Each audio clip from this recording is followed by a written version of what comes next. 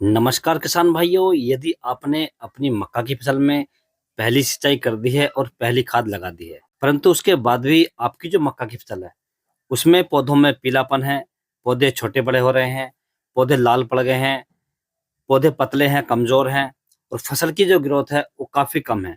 अर्थात जो आपकी फसल है वो अच्छे से ग्रोथ नहीं कर रही है।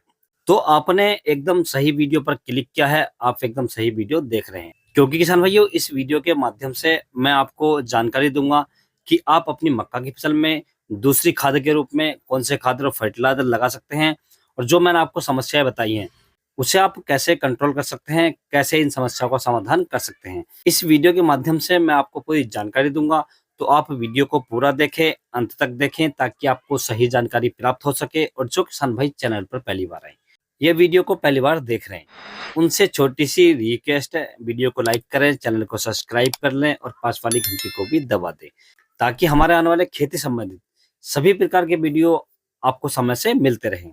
किसान भाइयों, जब भी आप कमेंट्स क्या करें, तो आप अपने एरिया का नाम जरूर डाल दिया करें कि आप कौन से क्षेत्र से बोल रहे हैं, कौन से जिले से बोल रहे हैं, कौन से राज्य से आप बात कर रहे हैं, ताकि हम आपको सटीक जानकारी दे सकें।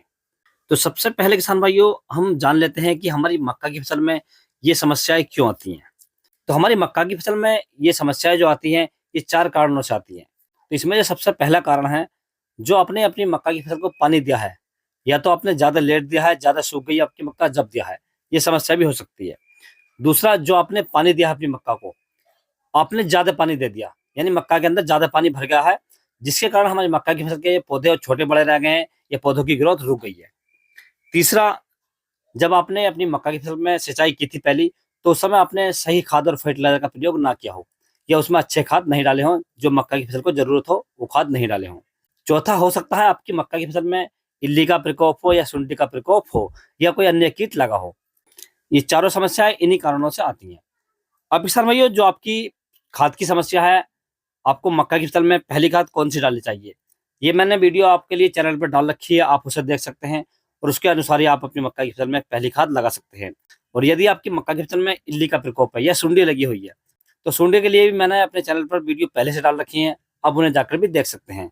परंतु इस वीडियो के माध्यम से किसान भाइयों, मैं आपको जानकारी दूंगा केवल आपको दूसरी खाद के बारे में। और दूसरी खाद मक्का की फसल में डालें या नहीं डालें, क्या ये जरूरी है, इसका क्या महत्व है।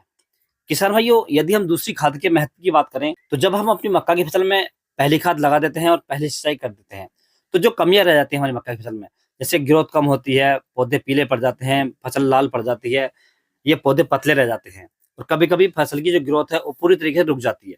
ये सारी समस्याओं को हम इसके अंदर डील कर लेते हैं, या इसके अंदर इसका समाधान कर लेते हैं किसान भाइयों। तो दूसरी खाद मक्का की फसल के लिए बहुत ही जरूरी होती है किसान भाइयों। अब किसान भाइयों, हम बात कर लेते हैं कि हमें मक्का की फसल में इन सभी समस्याओं का समाधान किस प्रकार से करना चाहिए, अर्थात मक्का की फसल में दूसरी खाद कब लगानी चाहिए। तो जब किसान भाई आप मक्का की फसल में दूसरी सिंचाई करें, उस समय आपको मक्का की फसल में दूसरी खाद लगा देनी चाहिए। यदि आपकी मक्का की फसल की ग्रोथ अच्छी है, बढ़िया चल रही है आपकी फसल, उसमें कोई दिक्कत नहीं है, तो आप दूसरी खाद को तीसरे पानी पर लगा सकते हैं। परंतु यदि आपकी फसल में ये सारी समस्याएं हैं, तो आपको दूसरी खाद दूसरे पानी पर ही लगा देनी चाहिए किसान भाइयों। क्योंकि यदि हम इसे खाद को लेट कर लेते हैं, तो हमारी जो मक्का की फसल है वो अच्छे से ग्रोथ नहीं करती है, और जब हम दूसरी खाद देते हैं तो उस समय तक जो काफी समय हो जाता है और मक्का की फसल हमारी कमजोर रह जाती है किसान। तो इससे बेहतर है किसान भाइयों, जो समस्याएं हमारी मक्का की फसल में पहली सिंचाई करने के बाद में आई है, पहली खाद देने के बाद में आई है, हमें उसे दूसरी खाद के साथ समाधान कर लेना चाहिए किसान भैया, उसका नियंत्रण कर लेना चाहिए। तो इसके लिए किसान भैया, जो आपको मार्केट से खाद लेकर आनी है, जो फर्टिलाइजर लेकर आने हैं, तो इसमें आपको मैं 1 एकड़ की डोज बताऊंगा, अर्थात आपको 1 एकड़ के लिए मैं आपको मात्रा बताऊंगा खाद की और दवाइयों की। ये आपको केवल 1 एकड़ में डालनी है। यदि आपकी जमीन कम है, ज्यादा है, तो आप इसे घटा बढ़ा सकते हैं किसान भाइयों। तो इसके लिए आपको मार्केट से लेकर आना है 45 किलोग्राम प्रति एकड़ के हिसाब से यूरिया, जिसे हम नाइट्रोजन के नाम से जानते हैं किसान भाइयों। दूसरा, इसमें आपको ऐड करना है किसान भाइयों ह्यूमिक एसिड। इसकी यदि हम मात्रा की बात करें, तो आपको 1 किलोग्राम प्रति एकड़ लेना है किसान भाइयों।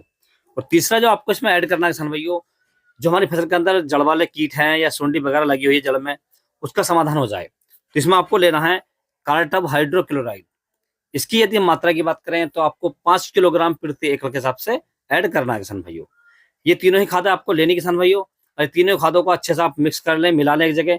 और मिलाने के बाद में इसके जो डालने का तरीका है, इसे आप पौधों पौधों पर डाल दें तो बेहतर रहेगा। यानी जैसे हम खाद रखते हैं पौधों पर, इस प्रकार से आप उसे रख दें, यदि आप नहीं रख सकते तो आप इसका बुरकाव भी कर सकते हैं या इसे बखेर भी सकते हैं।